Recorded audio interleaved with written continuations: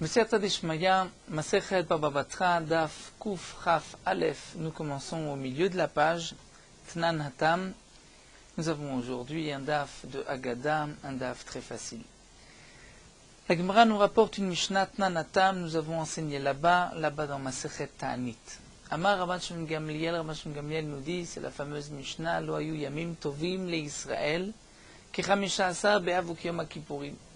Il n'y avait pas de plus beau jour pour le Klal Israël comme le 15 du mois de Av et Yom HaKippurim, le jour de Kippour. Sheba'em benot Yerushalayim, parce que dans ces deux jours-là, les filles de Yerushalayim yotzot bekli lavan she'ulin sortaient avec des habits blancs she'ulin qui avaient été empruntés, shelo levayesh et mi she'en lo, pour ne pas faire honte à la jeune fille qui n'avait pas d'habits, qui était obligée d'emprunter. Donc on avait ainsi institué que toute fille doit emprunter un habit. Même celle qui a un habit devait emprunter un habit blanc. Donc ça c'est la Mishnah dans Masechet Ta'anit, et la Gemara va essayer de comprendre pourquoi ces deux jours-là. Encore dit la Gemara, Bishlama Yom HaKippurim, le jour de Kippour, on comprend, c'est Yom Selicha Mechila, c'est un jour de pardon. Yom Shenitnu Bo Luchot Acharonot, c'est le jour aussi où les deuxièmes Luchot ont été donnés, puisque Moshe Rabbeinu est monté au ciel pour recevoir les premières Luchot qu'il a brisées le 17 Tammuz. Ensuite, Moshe Rabbeinu est remonté pendant 40 jours pour demander pardon, pour prier pour le Klal Israël.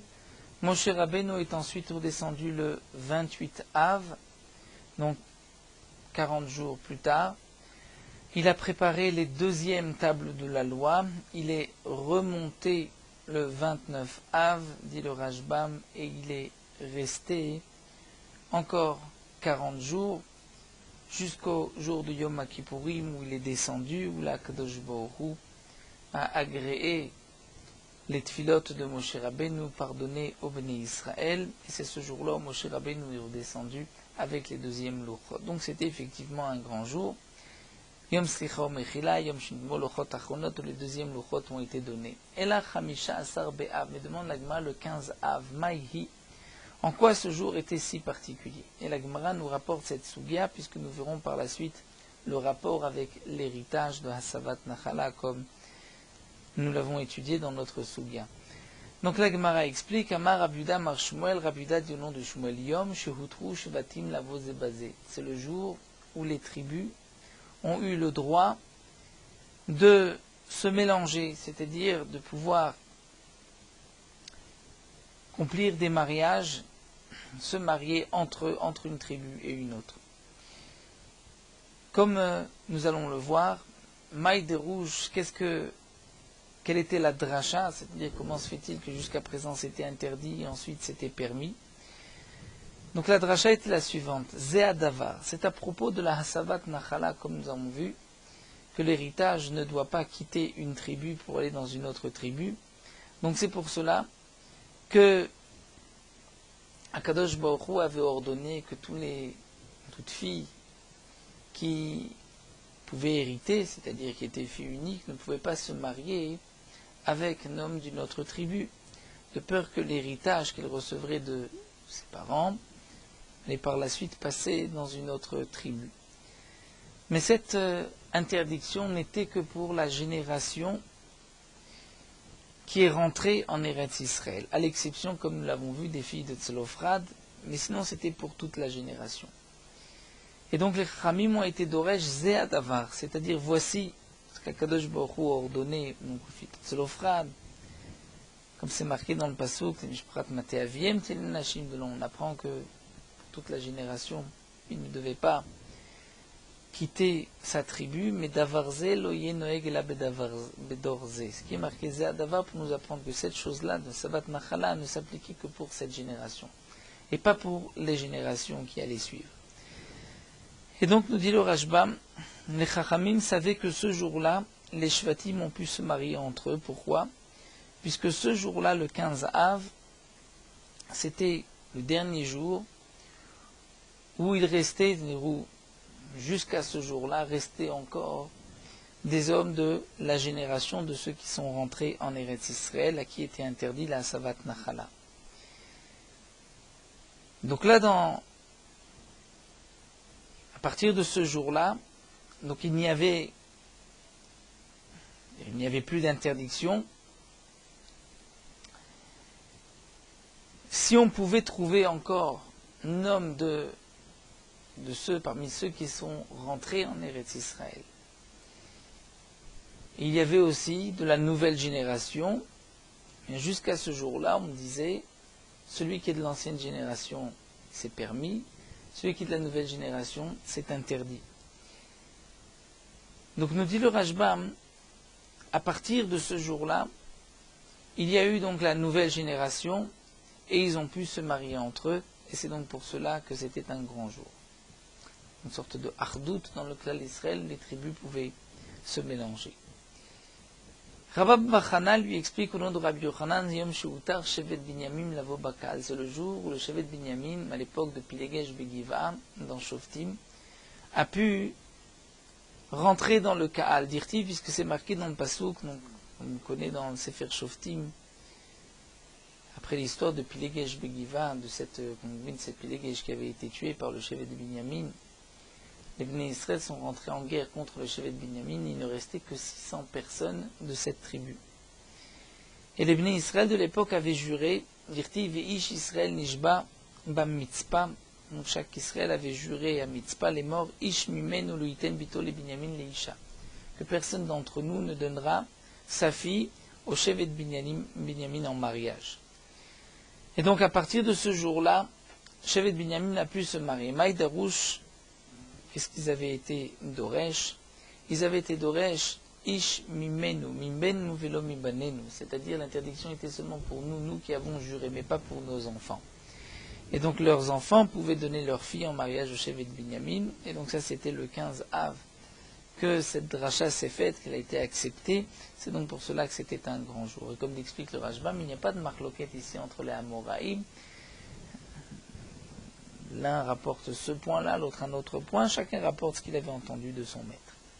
Rav Dimi Bar Yosef Amar Rav Nachman, Nagman nous rapporte que Rav Dimi Bar Yosef a dit au nom de Rav Nachman, pourquoi c'était un grand jour, le Tou B'Av, Yom Shekalu Bo Mete Midbar, c'est le jour où ceux qui sont morts dans le désert donc ont arrêté de mourir, des Amarmar, puisque c'est marqué Achelo Kalu Mete Midbar, jusqu'à ce que soit terminé, ils soient tous morts, ceux qui mouraient dans le désert, Loya Dibour Moshe, Akadosh Baruch Hu ne parlait pas avec Moshe Rabbeinu. Donc comme le Rashbam nous l'explique, les Bnei Israël, après la faute des Meraglim, devaient mourir dans le désert. C'était tous les Bnei Israël de 20 ans à 60 ans, qui avaient entre 20 et 60 ans, qui sont morts dans le désert. Et comme c'est rapporté, nous dit le Rashbam dans le Midrash Echa, que, au nom de Rabbi Lévi, chaque veille de Tisha B'Av, tous les Bnei Israël allaient creuser une tombe et ils dormaient la nuit de Tisha B'Av dans des tombes. Le matin, on proclamait Ibadelo Achaim Minametim, que les vivants se séparent des morts. Donc tout celui qui se levait était vivant, il avait encore au moins une année, et les autres mouraient. Et il y avait environ 15 000 et des poussières qui mouraient chaque année, pour que les 600 000 Bnei Israël qui avaient été comptés, donc entre 20 et 60 ans, puissent mourir pendant cette période de 40 ans. Et la dernière année, les Bnei Israël sont rentrés dans les tombes, et à Tisha B'Av, tout le monde s'est relevé. Ils se sont dit peut-être qu'on s'est trompé, ils ont attendu le 10, le 11, le 12, le 13, le 14, le 15, jusqu'au moment où ils ont vu la pleine lune, ils ont dit là c'est sûr qu'on n'a pas pu se tromper, donc la Xéra s'est terminée. Ils ont fait un grand jour, un jour de festin, Mishte Vesimcha Veyom Tov. Et pourquoi ont-ils fait un jour de joie de Simcha? Parce que tant que les Bnei Israël mouraient, Akadosh Baruch Hu ne s'adressait pas à Moshe Rabbeinu. Pourquoi? Puisque au départ, Akadosh Baruch Hu parlait à Moshe Rabbeinu PLP, directement. Et pendant cette période, dans le désert, Hachem devait parler à Moshe, il lui parlait par l'intermédiaire d'un malach ou par le Urim Vetumim. Bien même, dit le Rashbam, Akadosh Baruch Hu ne parlait à Moshe que lorsque c'était nécessaire. Mais sinon, il ne parlait pas avec lui puisque les Bnei Israël, on pose des Bnei Israël, la Shrina ne venait pas parler à Moshe Rabbeinu. Le Rashbam nous rapporte ce Midrash Echa, mais en vérité il y a même une petite question, quelques questions qui se soulèvent. Tosfot rapporte que pourquoi la Shrina ne parlait pas, ne résidait pas sur Moshe Rabbeinu, c'est parce que la Shrina ne peut résider que si il y a de la joie, de la simcha, et non pas lorsqu'il y a de la tristesse. Et puisque ces jours-là, c'était le deuil, les jours de deuil sur tous les Bnei Israël qui mouraient. Donc c'est pour cela que la Shrina ne s'adressait pas à Moshe Rabbeinu. Mais Tosfot, entre autres, pose une question assez étonnante. Les Bnei Israël, la dernière année, ne sont pas morts. Pourquoi ne sont-ils pas morts? S'ils devaient mourir, ils auraient dû donc mourir. Comment se fait-il qu'ils ne sont pas morts?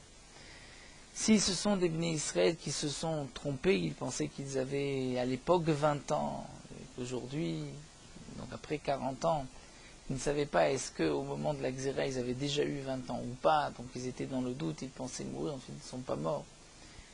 Et on ne comprend pas pourquoi, la dernière année, la Shrina n'a pas parlé avec Moshe Rabbeinu, puisqu'en vérité, il ne devait pas mourir. Tosfot rapporte une explication. Il nous dit qu'en vérité, au nom de Rabbeinu Tam, que les Bnei Israël, la Xéra était sur ceux qui avaient déjà 20 ans. Mais Akadosh Baruch Hu a eu pitié d'eux et n'a tué que ceux qui avaient déjà eu 20 ans et 1 mois au moment de la Xéra. Mais ceux qui avaient moins de 20 ans et 1 mois ne sont pas morts. Donc la dernière année, ils pensaient qu'ils allaient mourir, c'est pour cela qu'ils étaient tristes, mais en fin de compte, lorsqu'ils ont vu qu'ils n'étaient pas morts, donc Akadosh Baruch Hu leur a laissé, il y a toute cette partie du clan d'Israël qui avait, donc à l'époque, plus de 20 ans, mais qui avait moins de 20 ans et 1 mois, donc eux ne sont pas morts. Une fois que tous ceux qui devaient mourir dans le désert sont morts, c'est là que Akadosh Baruch Hu s'est adressé au Bnei Israël. Donc on voit à Moshe Rabbeinu, Lo haya dibour pendant ces années avec Moshe Rabbeinu, shenema comme c'est marqué, Vayi kasher tamu kol anshe milchama lamut. Lorsque tous les hommes de guerre, c'est qui pouvaient sortir en guerre de 20 à 60 ans, sont morts, mais Kiravam du peuple, et juste après c'est marqué, Vesamirle Vaidaber Hashem Ela, il est mort. Akadosh Baruch Hu s'est adressé à moi, c'est Moshe Rabbeinu qui parle, c'est Nerela Yaya Dibour. C'est à moi que Akadosh Baruch Hu s'est adressé pendant toute cette période. Hashem ne parlait pas à Moshe Rabbeinu. Ou ne lui parlait, comme dit le Rashbam, seulement lorsque c'était nécessaire. Oula lui donne une autre explication. Pourquoi tout Béav était un grand jour? C'est Yom Shebitel Bo Hoshea ben Alam par Dasaot. Sheoshiv Yiravam Aladrachim. Yiravam ben Nevat avait mis des chefs, des soldats, des gardes qui empêchaient les Bnei Israël de monter au Shalosh Regalim. Eh bien, Hoshea ben Ala, qui était lui aussi un roi, a annulé, Sédiad a annulé ces hommes qui empêchaient les Bnei Israël de monter au Regel, et donc les Bnei Israël pouvaient monter au Regel, pouvaient monter à Yerushalayim. Donc comme c'est marqué dans le Passouk, Yerovam avait mis 2 Agalim dans le sud parce qu'il ne voulait pas que les Bnei Israël se rendent à Yerushalayim. Yerovam avait eu peur, étant donné que, comme dit la Gemara, ce n'est que les descendants de David Ameler qui pouvaient s'asseoir dans la Hazara. Yerovam ben Nevat était le Melech Israël, mais pas le Melech Yehuda. Il n'était pas descendant de David Ameler. Il s'est dit, si je vais monter à Yerushalayim avec le roi, et que on va voir le roi de la descendance de David assis et moi debout, on va penser que le roi c'est lui et ce n'est pas moi. Yerovam a eu peur et donc pour cela il n'a pas voulu laisser les Bnei Israël monter à Yerushalayim. Donc le jour où Hoshea ben Ala a annulé ses gardes, c'était un grand jour.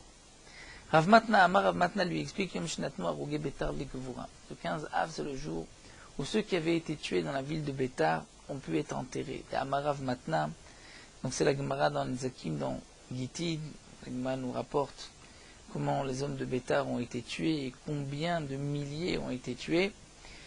Et les Goïms n'avaient pas laissé les Juifs enterrer les Arugé Bétar. Ils étaient restés sans être enterrés. Et comme dit Rav maintenant, Oto Ayom Shnitnu Arugé Bétar l'Ekvura, le jour où ceux qui ont été tués à Bétar ont été donnés, on a pu les enterrer. Tiknu Beyavne Atov Ametiv, le din qui se trouvait à Yavne a institué la bracha de Atov Ametiv, c'est-à-dire Atov chez le Isrichu.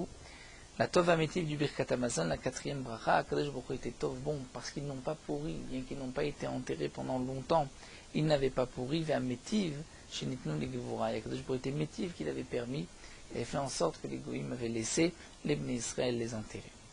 Rabbi et Rav Yosef disent d'Amrit Arvayu Yom Sheposkim Bo Milichot Etzim le Maracha.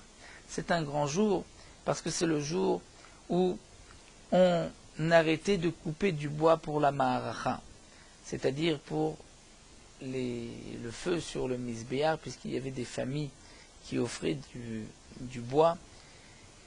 Et à tout Béav, on ne coupait plus de bois. Pourquoi le Rashbam nous explique que c'était seulement de la période de Nissan jusqu'à tout Béav? Parce qu'ensuite, le soleil n'était pas aussi fort et il y avait un peu d'humidité dans le bois qui provoquait ensuite de la fumée au moment où on brûlait ces bûches, mais aussi il pouvait y avoir des vers. Et comme le rapporte le Rashbam, toute bûche qui avait des vers était psoula pour le Misbéach. Donc le jour où les Bnei Israël ont arrêté ces familles de couper du bois, c'était un grand jour. Le Rashbam ici explique parce que ce jour-là ils avaient terminé une grande mitzvah, donc ils étaient contents. D'autres expliquent, comme nous allons voir par la suite dans la Gemara, étant donné qu'ils n'étaient plus occupés à couper du bois, donc ils pouvaient se donner plus à l'étude, et c'est pour cela que c'était un grand jour. Tania Rablezer Agadol Omer, devant une Braïton, on Rablezer Agadol qui dit Kevan Shigia Hamisha Sar Be'av Tashash Kocha Shel Chama, lorsqu'arrive le 15 Av, la force du soleil, c'est-à-dire le soleil n'est pas aussi fort dans le monde, Velo Yukorti Metzim Maracha, on ne coupait plus de bois pour le Misbéa, pour la Maracha. Amarav Menashe Vekaroule Yom Tavar Magam, on appelait ce jour-là le jour où la foule assis s'est brisée. Mikan Vailach, à partir du tout Béav, des Mosif Yosif, celui qui rajoute, il rajoutera, c'est-à-dire celui qui rajoute dans son étude, il rajoutera, c'est à partir de ce moment-là où les nuits deviennent plus longues, donc il faut rajouter dans son étude la nuit. Celui qui rajoute Yosif, il grandira. Chez nous, Mosif Yassif. Celui qui ne rajoute pas dans son étude Yassif. Que signifie Yassif? Ma Yassif, Taner Avesef Tigberei, mais que sa mère l'enterre. Puisque il ne prend pas le temps d'étudier alors qu'il a maintenant plus de temps. On peut relativiser cela par rapport à l'époque où les gens travaillaient toute la journée, donc jusqu'à la tombée de la nuit. Tant qu'il faisait jour, ils travaillaient. Lorsqu'il faisait nuit, ils rentraient chez eux. Là où la nuit était plus longue, donc ils travaillaient moins, et ils avaient la possibilité de plus étudier. C'est pour cela que celui qui n'étudie pas avait cette malédiction de Tigvereimé. Tanou Rabbanan, la Gemara poursuit avec une braïta. Et comme dit le Rashbam, puisqu'on va parler de Kalev et de Yeshua, c'est pour cela qu'on a rapporté cette braïta. Shiva Kiplu et Kol Haolam Kulu. 7 ont, si on peut dire, contourné.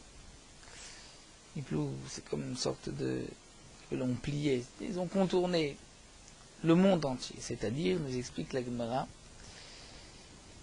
la Braïta nous dit, les 7, c'est Metushelach Ra Adam, qui a vu Adam. Adam Arishon, le premier homme, a été vu par Metushelach. Shem, Ra Metushelach. Donc on voit ceux qui ont été formés toutes, ceux qui étaient dans les 7, avec ces 7-là, on passe de Adam Arishon jusqu'à la période on voit de Eliyahu Navi. Donc, Metushelach a vu Adam Arishon. Shem, Ra a vu Metushelach. Yaakov, Ra et Shem. Amram, Ra et Yaakov. Et Achia Ashiloni a vu Amram. Eliyahu, Ra et Achia Ashiloni. Ve'adaim Kayam, et il est encore vivant. La Gemara pose la question, Achia Ashiloni a-t-il vu Amram? Ve'actif, pourtant c'est marqué. Ve'lonotar mehem ish. Im Kaleb ben Yifuni Yoshua binu. Si on dit que Achia Ashiloni a vu Amram, Amram qui était en Égypte, donc cela voudrait dire que Achia Ashiloni était en Égypte et ensuite il est rentré en Eretz Israël, puisque Eliyahu a vu même Achia Ashiloni.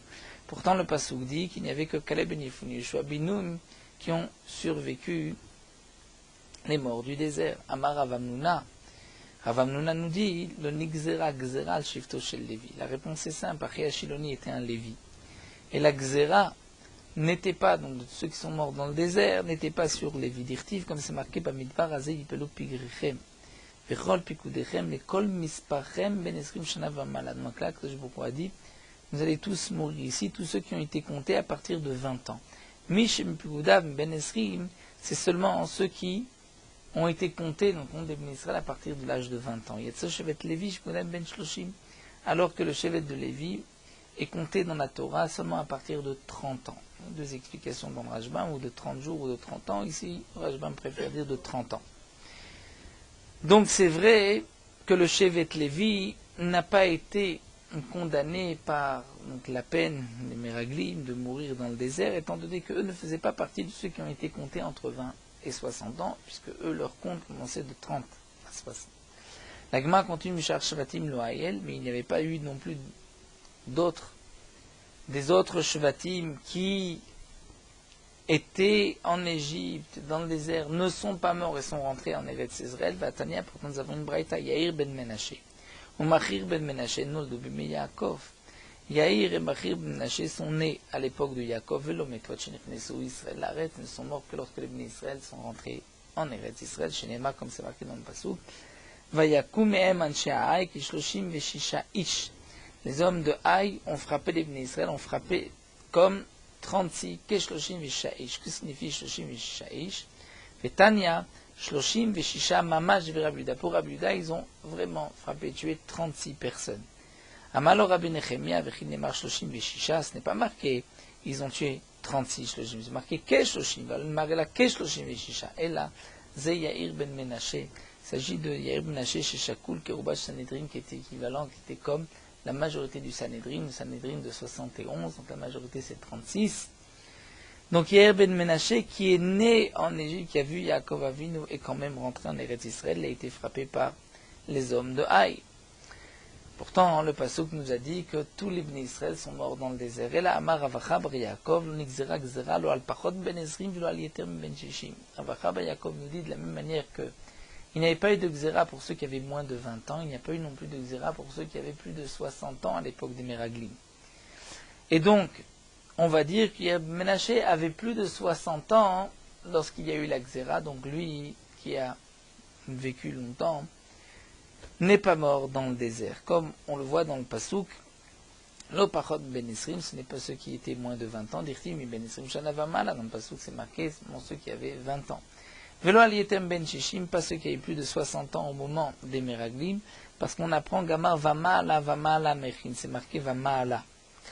Donc Vamala, on apprend de Echin. Mal el alietem ben shishim qui porte ben chaf. On sait que lorsque un homme dit Erech, ma valeur, Erech Pluni, ou Erech Yala, et la valeur d'un tel, ma valeur, je l'offre au Beth Amikdash, la Torah donne un certain prix en fonction des tranches d'âge.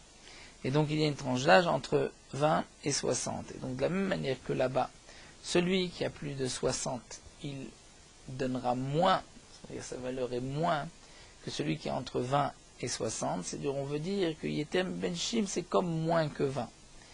Et donc Afkan ici aussi, Yetem Ben Shishim Keparon Ben Esri. C'est celui qui a plus de 60, c'est comme celui qui a moins de 20 ans, et donc il n'était pas concerné par le mekla de mourir dans le désert. Donc c'est pour cela qu'ils sont, on peut dire que Menaché était en Égypte et malgré tout est rentré en Eretz Israël, puisque lorsqu'il est sorti d'Égypte, il avait plus de 60.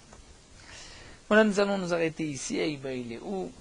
Donc le DAF était assez facile aujourd'hui. Nous terminons sur Meorot HaHalacha. DAF Kuf Chaf Aleph.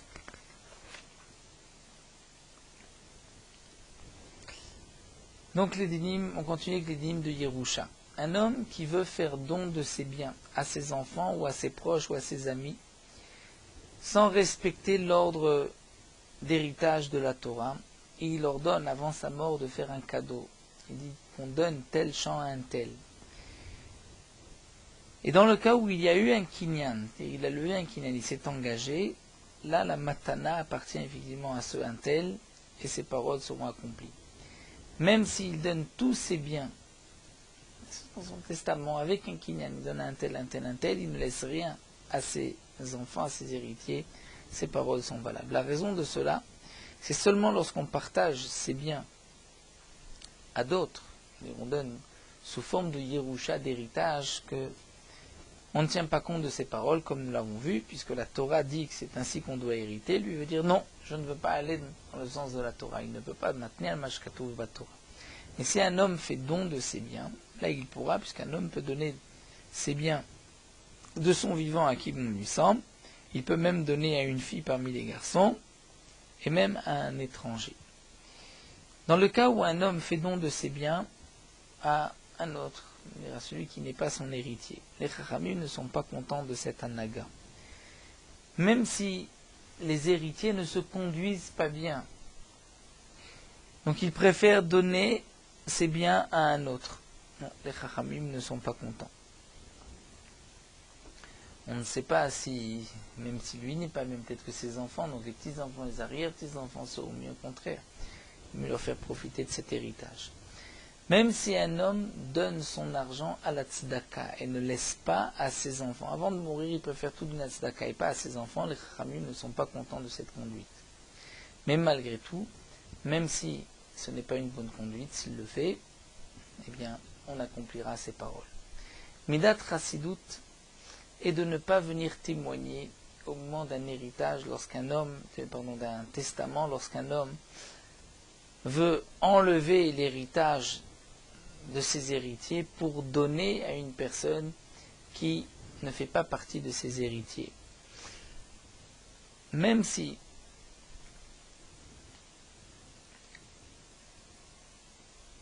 celui qui écrit son testament veut donner tout son héritage à un de ses enfants qui se conduit bien et veut déshériter l'enfant qui se conduit mal, là aussi c'est une mauvaise conduite, les Chachamim ne sont pas contents, et comme nous l'avons vu, Midat Chassidut, il vaut mieux ne pas être témoin, ne pas venir signer pour un tel testament. Un homme qui ordonne de faire avec ses biens tout ce qu'on peut faire de bien, avec ses biens, avec ses terrains, son argent, eh bien on donnera son héritage à ses enfants, à ses héritiers, parce qu'il n'y a pas mieux que cela, puisque la Torah leur a donné, ce srout que les héritiers vont recevoir l'argent, les biens de celui qui décède.